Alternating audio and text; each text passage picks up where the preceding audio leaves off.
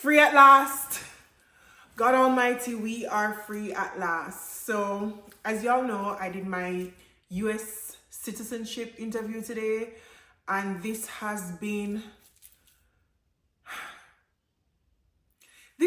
such a journey. Let's just leave it at that because we don't want to get into the details of the journey it has been.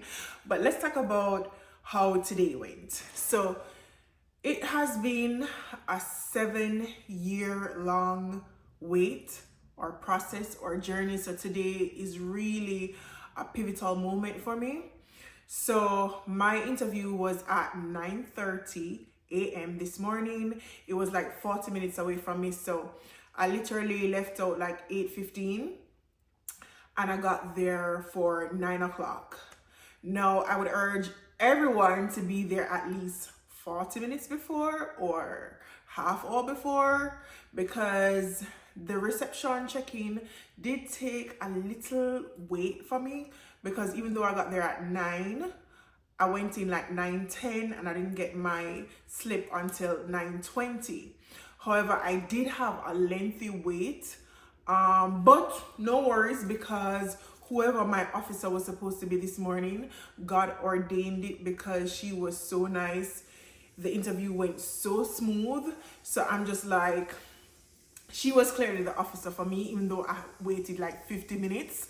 But I was getting very agitated because before you couldn't bring your phones in, but I guess they changed the rules because now you can actually bring your phone in.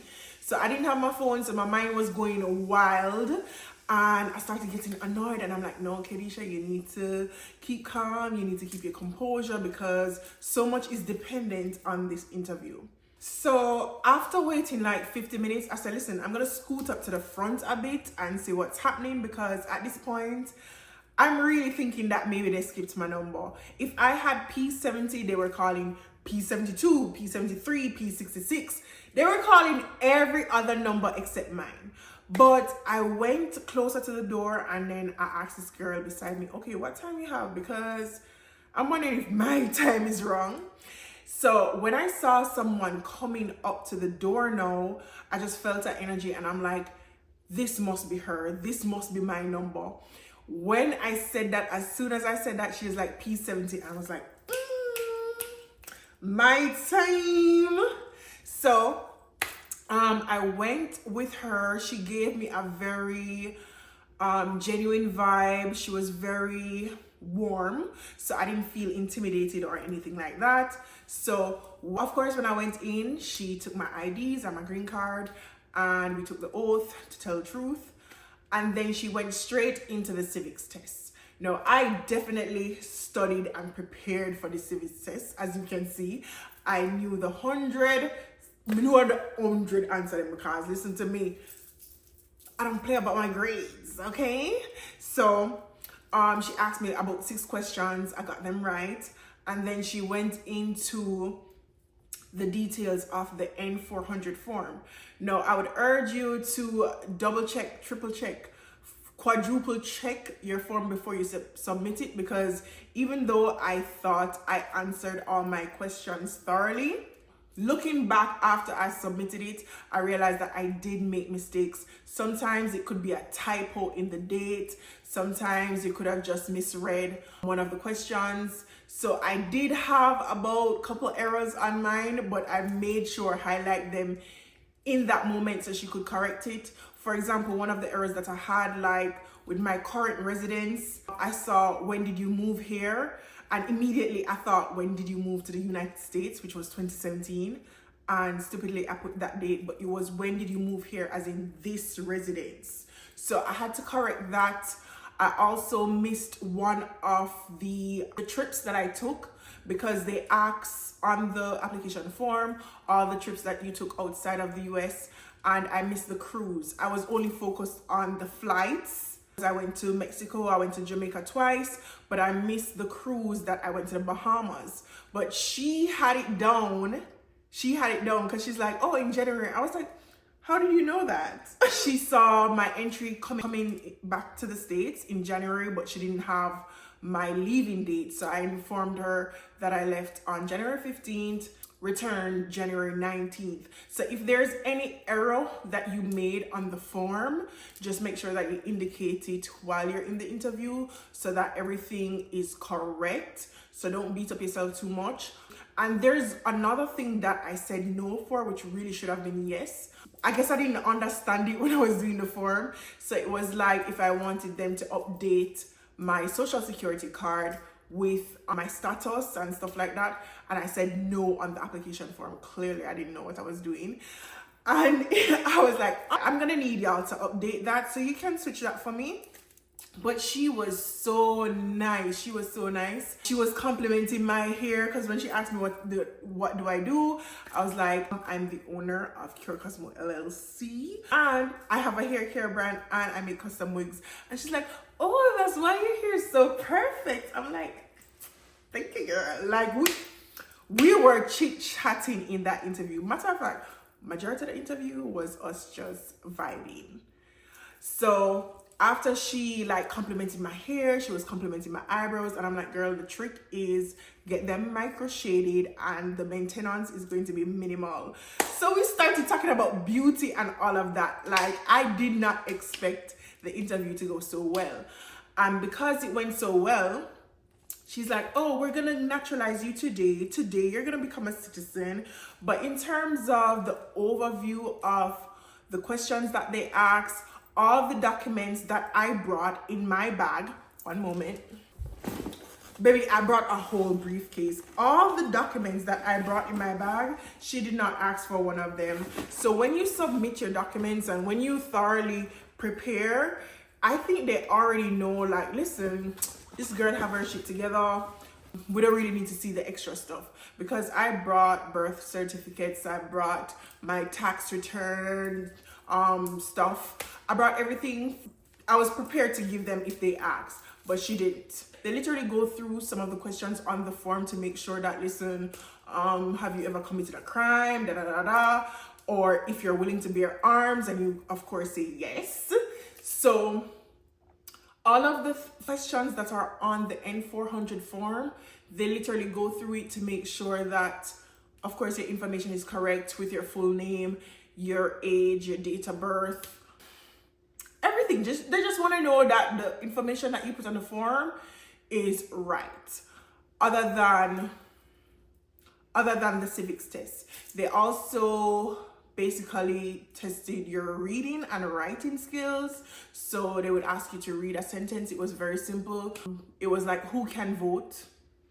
And I was asked to write, citizens can vote.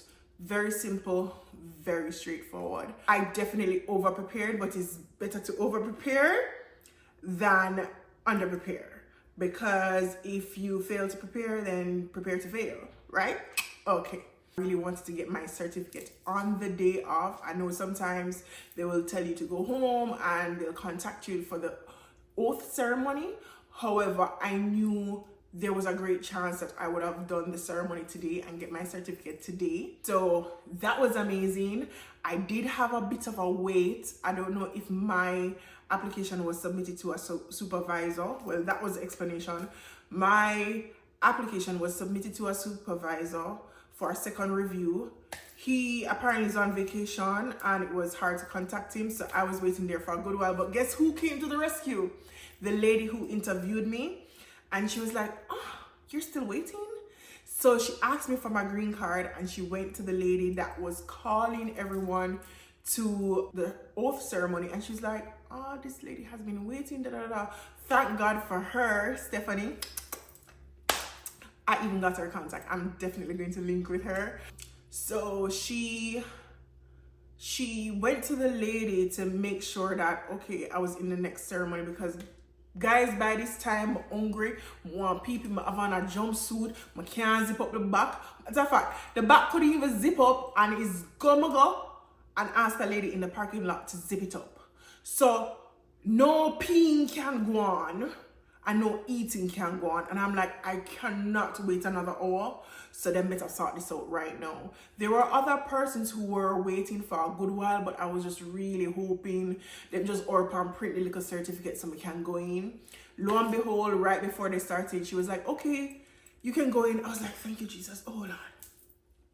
or upon going, my certificate not in the batch yet, you know, but I did the oath ceremony, tutus, I see her coming in with my certificate, and I was like, thank God, because I just want to get out of this place right now. And we did the oath ceremony. They spoke about who you can file for now that you're a citizen. They spoke about applying for your passport. They spoke about, you know, the rights you have now to register to vote. We sang the the anthem, and we said the pledge, and what else? It was, I can't complain. I cannot complain. Other than the wait, I cannot complain. So I just want to thank the Lord Almighty for making January 16th be a pivotal day in my life. It's a day that I can close this chapter of immigration, and I can tick, because this was on my to-do list for last year, but God's timing, it is the first thing that I'm able to accomplish this year. So we're off to a great start, 16 days in, and we already can tick off something on our 2025 to-do list. And this is like a domino effect for the other goals that I have. So as soon as I take a breather, I'm definitely going to jump onto the other goals that I have. So, and one of those, passport, baby, because me with my bright self, come here and say, oh, the lady don't give me back my green card. I thought you kept your green card. So after the ceremony, I was like, oh, I didn't get back my card. She's like, oh, you don't need it. She's like, they're like, you have something better. Do you want it back? I was like, no, keep it. And I went on my merry little way. My advice to you is to pray, is to keep calm, is to practice, it's to prepare, is to be early. Just be calm, because I literally remember when she's asking the questions, I just calmly thought of my answer before I said it. If you get too jittery and just want to rush and answer the questions, that's when you get messed up. So just keep calm, trust in the Lord. And even this morning, I didn't even do much studying. My song this morning that really kept me through is You Are More Than Able. And I listened to that song this entire morning. And yes, Kason? Daddy, show you something. What happened? What happened? He tried to eat the cookie. Oh, okay. Say hi to... Look. Oh no, that's not nice. Say hi. Hi. Say hi. Guys, I'm going to leave the link in the description of the videos that helped me to practice, to prepare for this interview. And if you have your interview this year or anytime soon, good luck and all the best. Thanks for watching.